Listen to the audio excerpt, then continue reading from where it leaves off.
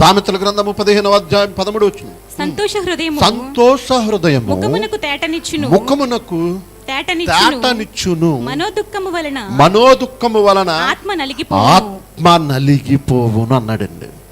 ఈ బాడీని నడిపిస్తుంది చూసారు ఒక మహాశక్తి ఆత్మ. నీ మనోదుఃఖము నీ ఆరోగ్యమునిచ్చే, నిన్ను జీవింపచేసే, నీ బాడీని జీవింపజేసే ఆత్మను నలగగొట్టేస్తుందండి. అందుకే మనిషికి మనోదుఃఖం ఉండకూడదు. మరొక మాట చూద్దాం. 17వ అధ్యాయము సామెతల గ్రంథము 22వ వచనం. సామెతల గ్రంథము 17వ అధ్యాయము 22వ వచనం.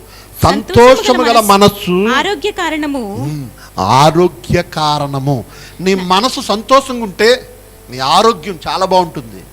మాటికి టాబ్లెట్లు వేసుకో అవసరం లేదు, మాటికి మెడిసిన్ వేసుకో అవసరం లేదు, మాటికి హాస్పిటల్కి పరిగెట్టవలసిన అవసరం లేదు. నువ్వు సంతోషంగా ఉండు. నీవు సంతోషంగా ఉంటే ఆరోగ్యంగా ఉంటావు. కింద అంటున్నాడు, నలిగిన మనస్సు ఎముకలను ఎండిపోచేయునట. నలిగిన మనసు ఏం చేస్తుందట? ఆత్మ. పై వచనములో ముందు చదువుకున్న 15వ అధ్యాయము 13వ వచనములోనేమో ఆత్మ నలిగిపోవును అన్నాడు. ఈ 17వ అధ్యాయం 22వ వచనంలోనేమో నలిగిన మనస్సు. మనస్సు అనేది ఆత్మ సంబంధమైనది, తెలుసా? మనసు ఆత్మ సంబంధమైనది. ఎక్కడుంటుందో తెలియదు. ఈ బాడీలో అణువణువున వ్యాపించి ఉన్నది మనస్సు, హృదయం. అది ఆత్మ సంబంధమైనది. అందుకే ఆత్మ నలిగిపోతే హృదయం నలిగిపోతుంది. హృదయం నలిగిపోతే ఎముకలు ఎండిపోతాయి. ఎముకలు ఏమవుతాయట? ఎండిపోతాయి. ఎముకలు ఎండిపోయాయో ఈ శరీరమునకు వీక్నెస్ వచ్చేస్తుంది, నీరసం వచ్చేస్తుంది, అనారోగ్యం వచ్చేస్తుంది, జలసత్వాలు పని చేయకుండా పోతాయి. తెలుసా? దేవుడు చెప్పిన ఈ మాటలు, వేల సంవత్సరాల క్రితం చెప్పిన ఈ మాటలు నేటి శాస్త్ర ప్రపంచం రుజువుపరిచింది. దేవుని బిడ్డలారా, తెలుసా? సైన్స్ రుజువు చేసింది. సంతోషంగా ఉన్న వారి జీవితాలు ఎంత బాగున్నాయో, వాళ్ళు ఎంత ఆరోగ్యంగా ఉన్నారో, మనోదుఃఖంతో ఉంటే వారు ఎలా క్షీణించిపోతారో శాస్త్రం చెప్పింది. అందులో 1-2 సందర్భాలు మీకు ఈ సందర్భంగా నేను మీకు చూపిస్తానండి. మీరు చూడండి, సంతోషంగా ఉన్నప్పుడు మన శరీరంలో ఎలాంటి పరిస్థితులు సంభవిస్తాయంటే, నేను చదువుతున్నాను, వీలైతే మీరు కూడా చూడండి. సంతోషంగా ఉన్నప్పుడు మన బాడీలో, మన శరీరంలో ఎండార్ఫిన్స్ అంటే ప్రకృతి నొప్పి నివారణ హార్మోన్స్ విడుదలవుతాయట సంతోషంగా ఉంటే. సహజ సిద్ధమైన మన బాడీలో పెయిన్స్ ఉంటాయి చూసారు, ఆ పెయిన్స్ ఆటోమేటిక్గా మానిపోయే హార్మోన్లు విడుదలవుతాయట. అలాగే మనకి రాని పేర్లు ఇవి, సైన్స్లో వైద్య శాస్త్రంలోని పేర్లు ఇవి. డోపమిన్, సెరోటోనిన్ అనే ఈ కెమికల్స్ బాడీలో విడుదలవుతాయట సంతోషంగా ఉంటే. ఈ హార్మోన్స్ ఎండార్ఫిన్స్ అనేది కానీ, ఈ డోపమిన్ అనేది కానీ, ఈ సెరోటోనిన్ అనేది కానీ రక్తపోటు తగ్గించడంలో సహాయపడతాయట. రెండవది, గుండె ఆరోగ్యం మెరుగుపరచడంలో ఉపయోగపడతాయట. ఇవి విడుదలైతే మన బాడీలో గుండె సంబంధిత ఆరోగ్యం మెరుగుపడుతుందట. అలాగే రక్తపోటు తగ్గిస్తుందట. ఇవి నొప్పిని తగ్గించుటలో సహాయపడతాయట. ఇన్ని ఉపయోగాలు ఉన్నాయా సంతోషంగా ఉంటే? అవును. మన బాడీ ఆరోగ్యంగా ఉండడానికి అవసరమైన హార్మోన్స్, కెమికల్స్ మన బాడీలోనే జనరేట్ అవుతాయి. అవి మన గుండె ఆరోగ్యాన్ని మెరుగుపరుస్తాయట. సహజ సిద్ధమైన నొప్పులు ఉంటాయి చూసారు, ఆనందంగా ఉన్నప్పుడు ఆ విడుదలయ్యే ఆ హార్మోన్స్ వలన నొప్పులు ఆటోమేటిక్గా తగ్గిపోతాయి. రక్తపోటు, చక్కెర, షుగర్ వ్యాధిని అదుపులో ఉంచుతుంది. ఏంటి? సంతోషం. ఆనందంగా ఉండాలండి. ఎప్పుడు ముక్కుతూ మూలుగుతూ దుఃఖముతో బాధతో బెంగతో ఉండడం వలన నీ ఆరోగ్యాన్ని నీవే చేతులారా పాడు చేసుకున్న వారు అవుతారు. మరొక సందర్భం చూద్దాం. మన మనసు నలిగిపోతే ఎటువంటి ప్రభావం చూపిస్తుందో ఇక్కడ మనకు కనబడుతుంది. ఎప్పుడు ఆందోళన, విచారం, నిరాశ ఉన్నప్పుడు కోర్టిసాల్ అనే ఒత్తిడి హార్మోన్ అధికమవుతుందట. మన బాడీలో ఒత్తిడికి ఎక్కువైపోవడానికి ఎలాంటి హార్మోన్ విడుదలవుతుందట? కోర్టిసాల్ అనే ఒక హార్మోన్ విడుదలవుతుందట ఈ బాడీలో. దీని వలన ఆందోళన పెరిగిపోతుందట. ఇది వ్యాధి నిరోధక శక్తిని తగ్గిస్తుందట. ఇమ్యూనిటీ పవర్ని తగ్గించేస్తుందటండి. అంటే శక్తిని, వ్యాధి నిరోధక శక్తి అని ఉంటుంది. కొంతమందికి మెడిసిన్ వేసుకోపోయినా ఆటోమేటిక్గా రోగాలు వస్తాయి, తగ్గిపోతూ ఉంటాయి. ఎప్పుడైతే మనం దుఃఖంతో ఉన్నామో, ఎప్పుడైతే దుఃఖంతో ఉన్నామో, నలిగిన మనసుతో ఉన్నామో, ఈ హార్మోను అధికమై, ఒత్తిడిని పెంచే హార్మోన్ అధికమై రోగ నిరోధక శక్తి తగ్గిపోతుందట. మనిషి అనారోగ్య బారిన పడతాడు. అంతేకాకుండా ఎముకలు బలహీన పడిపోతాయటండి. నలిగిన మనసు, ఇప్పుడు చూసారు దేవుడు ఎంత చక్కగా చెప్పాడు, నలిగిన మనసు ఎముకలను ఎండిపోజేస్తాయి. అందుకే కింద అన్నాడు ఎముకలు బలహీన పడిపోతాయట. ఎముకల వలనే ఈ బాడీ ఆరోగ్యంగా ఉంటుందో తెలుసా మీకు? ఎముకలు స్ట్రాంగ్గా ఉంటేనే ఈ బాడీ ఎంత బాగుంటుందండి. అది కూడా చూపిస్తాను మీకు. గుండె సంబంధిత వ్యాధులు రావడం వంటి సమస్యలకు దారితీస్తుంది. మనోదుఖం ఉన్నప్పుడు, ఆందోళన ఉన్నప్పుడు, విచారణ ఉన్నప్పుడు గుండెదో బరువుగా ఉండడం అనిపిస్తుంటుందండి. తెలుసా మీకు? ఎప్పుడైతే మనోదుఖముతో ఉన్నారో, మీ మనసు ఎప్పుడైతే నలిగిపోతుందో అప్పుడు ఆటోమేటిక్గా గుండె సంబంధిత వ్యాధులు పెరుగుతాయి, వ్యాధి నిరోధక శక్తి తగ్గిపోతుంది. ఎముకల గురించి కూడా చక్కటి, ఎముకలట శరీరానికి ఆధారం. ఫస్ట్ పాయింట్, ఎముకలు శరీరానికి ఆధారం. ఎముకలు శరీరానికి ఒక ఫ్రేమ్లా పనిచేస్తాయట. మన మాంసము, అవయవాలు, చర్మం అన్నీ దేని మీద ఆధారపడ్డా? ఎముకలపై. ఈ బిల్డింగ్ ఉంది, పిల్లర్స్ మీద ఆధారపడింది. పిల్లర్స్ ఐరన్ ఫ్రేమ్ మీద కాంక్రీట్ వేస్తారు. ఐరన్ లేకుండా కాంక్రీట్ వేశారనుకో నిలుస్తుంది. ఐరన్ పిల్లర్స్, ఐరన్తో బుట్టలు కడతారు. ముందు అవి చక్కగా అమరుస్తారు, కాంక్రీట్ వేస్తారు. దాని మీద ఈ భీములకు కూడా చక్కటి ఐరన్ వేస్తారు, ఐరన్ కడతారు. ఈ స్లాబ్కి ఐరన్ వేస్తారు. ఇంత స్ట్రాంగ్ అయితే ఉండడానికి కారణం ఎముకల లాంటి ఐరన్. దాని మీదే ఇసుక, సిమెంటు, ఈ కాంక్రీట్ అంతా నిలుస్తుంది. ఇదంతా వాస్తవమో. ఈ శరీరము, మాంసము కానీ, అవయవాలు కానీ, చర్మం కానీ ఎముకలపై ఆధారపడి ఉంటుంది. ఆధారం ఏంటి ఈ శరీరానికి, ఈ మాంసానికి? ఎముకలు. ఎముకలు ఆరోగ్యంగా ఉంటేనే మాంసం ఆరోగ్యంగా ఉంటుంది. ఎముకలు ఎండిపోతే ఆరోగ్యం ఉండదు. అలాగే ఈ ఎముకలట రక్షణనిస్తాయి ఈ బాడీకి. ఎముకలు రక్షణ. తల ఎముక ఇది ఉంది చూసారా, డెప్ప. ఈ ఎముక మెదడుకు రక్షణ ఇస్తుందట. మెదడుకు రక్షణ ఇస్తుంది. మీరు హాస్పిటల్లో న్యూరో సర్జన్ మెదడు సంబంధిత ఆపరేషన్ జరిగినప్పుడు అందులో ఉన్నవారికి తెలుస్తుందండి, లోపల పెరుగు లాంటి, జున్ను లాంటి పదార్థం ఉంటుంది. ఎలాగంటే చాలా మెత్తగా ఉంటుంది లోపల మన మెదడు. ఒకవేళ దేవుడు గనక ఈ డెప్పలాంటి ఎముక పెట్టలేదనుకోండి, ఆ మెదడు ఏమవుద్ది? కాబట్టి ఆ మెదడు రక్షణ కొరకు దేవుడు ఈ ఎముక, తల ఎముకను పెట్టాడు. అలాగే రిబ్ కేజ్ అనగా అస్థి పంజరం అంటారు చూసారు. ఇదంతా కూడా ఇంత ఇలాగ ఉందంటే కారణం ఏంటి? లోపల గుండె, మిగిలిన అవయవాలన్నీ కూడా భద్రంగా ఉన్నాయంటే కారణం ఏమనుకున్నారు? చక్కగా అమర్చి పెట్టాడు దేవుడు.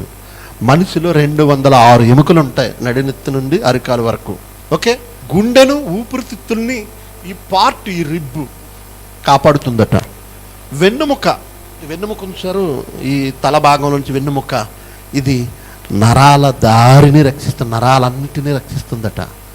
ఈ ఎముకలో మధ్యలో నుంచి నరాలన్నీ ప్రతి అవయవాలకి పాకుతూ ఉంటాయండి. మెదడు నుంచి ఈ వెన్నుముక ప్రాంతం నుంచి వచ్చే ప్రతి అరికాలు వరకు రక్షణకు ఉపయోగకరము ఎముకలు. నెక్స్ట్, కదలిక, చలన శక్తికి ఉపయోగపడతాయట ఎముకలు. ఉదాహరణగా నడక, పరిగెత్తడం, వస్తువులు పట్టుకోవడం, ఇవన్నీ ఎముకలే చేస్తాయి. ఎముకలు లేవనుకోండి, ఉదాహరణకి ఎముకలు లేవండి, అప్పుడు ఈ చర్మం కానీ, మాంసం కానీ, ఈ నరాలు కానీ బంతిలాగా అయిపోతే ఎలా లొంగలాడిపోతాయి. ఏం లేకపోతే? ఎముకలు లేకపోతే. కాబట్టి అందుకు ఉపయోగపడతాయి. నెక్స్ట్, రక్త కణాల ఉత్పత్తికి చాలా ఇంపార్టెంట్ అండి. బ్లడ్ సెల్స్ ఉత్పత్తి అవ్వడానికి ఎముకలు కారణమట. ఎముకల లోపల ఎర్ర ఎముక మజ్జ, గుజ్జు అంటారు చూసారు, రెడ్ బోన్ మ్యారో, గుజ్జు లోపల, ఎముక లోపల గుజ్జు, ఎముకల లోపలే గుజ్జుంతో చూసారు. ఆ గుజ్జు, ఎర్ర రక్త కణాలు. మనం అనుకుంటున్నాం ఎముకలే కదా అనుకుంటున్నాం. ఆ ఎముకలలో ఉన్న ఆ రెడ్ బోన్ మ్యారో అనేది, ఆ గుజ్జు అనేది రక్తములో రెడ్ బ్లడ్, ఎర్ర రక్త కణాలను అభివృద్ధి చేస్తుందట. అలాగే తెల్ల రక్త కణాలు, వైట్ బ్లడ్ సెల్స్, ప్లేట్లెట్లు తయారవడానికి ఎముకలలోని గుజ్జు, ఆ రెడ్ బోన్ మ్యారో, దాన్ని మజ్జ అంటారు, అది గుజ్జు అంటాం మనమైతే మన భాషలో. అందుకు అంటే ఎముకలు ఎంత శరీరానికి ఎంత అవసరమో చూడండి. నెక్స్ట్, ఖనిజాలు నిల్వ. ఎముకలలో ప్రోటీన్స్, మినరల్స్ నిల్వ ఉంటాయట. ఎముకలు కాల్షియం, ఫాస్ఫరస్ లాంటి ఖనిజాలు నిల్వ చేస్తాయి, అనగా మినరల్స్. అవి శక్తినిచ్చేవిమట. కాల్షియం, ఎముకలలో ముఖ్యంగా కాల్షియం తగ్గిందనుకోండి, నడుము నొప్పి మొదలవుతూ ఉంటుంది, కీళ్ళ నొప్పులు మొదలవుతూ ఉంటాయి. కాల్షియం అది చాలా ఇంపార్టెంట్. అది అందులో ఉంటుందట, దాచుకుంటుందట. ఎముకలు భద్రం చేసినట్టు దేవుడు. కాల్షియం, ఫాస్ఫరస్ లాంటి ఖనిజాలు నిల్వ చేస్తాయి ఎముకలు. శరీరానికి అవసరం ఉంటే అవి విడుదలవుతాయి. లోపల ఉన్నవిట శరీరానికి ఎప్పుడు అవసరమైతే అప్పుడు విడుదల చేస్తాయటండి. ఎముకలలో ఉన్న దాగి ఉన్న ఖనిజాలు అవసరమైనప్పుడు విడుదలవుతూ ఉంటాయట. చివరిగా శక్తి నిలవ ఉంటుందట ఎముకలలో. కొన్ని ఎముకలలో పసుపు మజ్జ ఉంటుందట. పసుపు మజ్జ అంటే పసుపు గుజ్జు ఉంటుందట. అది ఎల్లో బోన్ మ్యారో అంటారు దాన్ని, ఎల్లో మ్యారో. అదట కొవ్వు నిలవ ఉంచుతుందట, ఎముకలలో కొవ్వు నిలవ ఉంచుతుందట. మనకు శక్తిగా బలాన్ని ఇచ్చేదిగా ఉపయోగపడుతుందట. మన బాడీలో ఉన్న ఎముకలు శరీరానికి, మాంసానికి, రక్తనాళాలకు ఇంత ఉపయోగకరంగా ఉన్నాయా? అవును, ఆధారంగా ఉన్నాయి. ఎముకలు ఈ బాడీ అంతటికి ఆధారమైనప్పుడు ఆ ఎముకలే ఎండిపోతే బాడీ ఏమైపోతుంది? క్షీణించిపోతుంది. నీ మనసు నలిగిపోతున్న కొలది నీ ఎముకలు ఎండిపోతాయి, నీ ఎముకలు శక్తిని కోల్పోతాయి. నీ ఎముకలు శక్తిని కోల్పోతే నీ శరీరము క్షీణించిపోతుంది, అనారోగ్యం వచ్చేస్తుంది. నీవు అనారోగ్య బారిన పడిపోతావు. డాక్టర్లు అన్ని చెకప్లు చేస్తున్నారు, ఏ రోగము లేదండి. కానీ ఎందుకు అలా నీరసించిపోతుందండి? ఏ వ్యాధి లేదండి. ఇలా మనోదుఖం వలన హార్ట్ బీట్ తగ్గిపోయింది, పల్స్ రేట్ పడిపోయింది, శ్వాస అందడం లేదు, ఊపిరితిత్తుల ప్రాబ్లమ్స్ వచ్చేసాయి, కిడ్నీల సమస్యలు వచ్చేసాయి. ఎందువల్ల తెలుసా? మనోదుఖము వలన. జీవింపచేసే శక్తి నలిగిపోతుంది. జీవింపచేసే శక్తి నలిగిపోతే ఎముకలు ఎండిపోతాయి. ఎముకలు ఎండిపోతే శరీరానికి అనారోగ్యం వచ్చేస్తుంది, మనిషి త్వరగా చనిపోతాడు. అందుకే దేవుని బిడ్డలారా, ఆనందంగా ఉండాలి. ఫిలిప్పీయులకు రాసిన పత్రిక 4వ అధ్యాయం 4వ వచనం. ఎల్లప్పుడూ ప్రభువునందు ఆనందించుడి. మరలా చెప్పుదును ఆనందించండి. ఎల్లప్పుడు ప్రభువునందు ఆనందించండి. ఎల్లప్పుడూ ఆనందించాలి. కష్టం వచ్చిన ప్రభువునందు ఆనందించాలి. నువ్వు సంతోషంగా లేకపోతే, మనోదుఖంతో ఉంటే నీ శరీరం కృషించిపోతుంది, నీ ఆరోగ్యం సన్నగిలుతుంది, అనారోగ్యం వచ్చేస్తుంది, లేని రోగాలు బయటకు వస్తూ ఉంటాయి. అప్పటి వరకు లేవు ఈ రోగాలు. ఎప్పుడైతే నువ్వు మనోవ్యాధితో మంచాన్ని పట్టావో, ఎప్పుడైతే మనోదుఖముతో నీ మనసు నలిగిపోయి ఆ వేదన, విచారణ, ఆందోళనలో ఉన్నావో, నీ బాడీ అంతా క్షీణించిపోతుంది. అప్పుడు చావు త్వరగా వచ్చేస్తుంది. ఇందుకు కాదు దేవుడు నిన్ను చేసింది, నిన్ను బ్రతికించింది, నిన్ను పుట్టించింది, నీకు జీవాన్ని ఊపిరినిచ్చింది. నువ్వు ఎక్కువ కాలం బ్రతకాలని తల్లి గర్భంలో ఆయుష్ను పోసాడు. నువ్వు బ్రతకాలని, నీ జననం కోసం ఎదురు చూశాడు దేవుడు. నువ్వు పుట్టాలని, పుట్టిన తర్వాత ఆయన కొరకు బ్రతకాలని, ఆయననే మహిమపరచాలని దేవుడు నీ కొరకు ఎదురు చూస్తే, నువ్వు మాత్రం నీ పరిస్థితుల్లో చిక్కుకుపోయి నీ అప్పుల బాధలు, నీ కష్టాలు, నీ కన్నీళ్ళు, నీ బాధలు, నీ వ్యాధులు, వీటన్నిటి మధ్య నలిగిపోతూ నీ ఆరోగ్యాన్ని పాడు చేసుకుంటున్నావు. దేవుని బిడ్డల ఇందు మూలంగా నేను తెలియజేసేది ఏంటంటే, సంతోష హృదయము ముఖమునకు తేజస్సునిచ్చును అన్నాడు. అలాగే సంతోషము గల మనసు ఆరోగ్య కారణం అన్నాడు. మీరు సంతోషంగా ఉంటే మీ ఆరోగ్యాన్ని మీరు కాపాడుకున్నవారు అవుతారు. మీ ఆరోగ్యం మీకు నిలిస్తే దేవుడిచ్చిన ఆయుష్ ఉన్నంతకాలం మీరు బ్రతుకుతారు. కష్టాలు, కన్నీళ్ళు ఎవరికి లేవు చెప్పండి? ఎన్ని ఇబ్బందులున్నా, ఎన్ని కష్టాలున్నా, ఎన్ని బాధలున్నా నా ప్రభువు నాకు తోడుగున్నాడని ధైర్యం మీకు ఉండాలి. మీరు ఆనందంగా ఉండండి, సంతోషంగా జీవించండి. ఉన్నదొక్కటే జీవితం. దేవుని యందు ఎల్లప్పుడూ ఆనందించండి, ప్రభువునందు సంతోషించండి. దేవుడు మిమ్మల్ని సమృద్ధిగా ఆశీర్వదిస్తాడు. ఇప్పుడు కష్టమున్నా, ఇప్పుడు కన్నీరున్నా, ఇది మీకు పరీక్ష అనుకోండి. దేవుని యందు విశ్వాసం ఉంచండి, ఆయన యందు నిరీక్షించండి. మీ కష్టాలు, కన్నీళ్ళు, వ్యాధి బాధలను తొలగించగల సమర్థుడు మన దేవుడు. దేవునికి స్తోత్రం కలుగును గాక.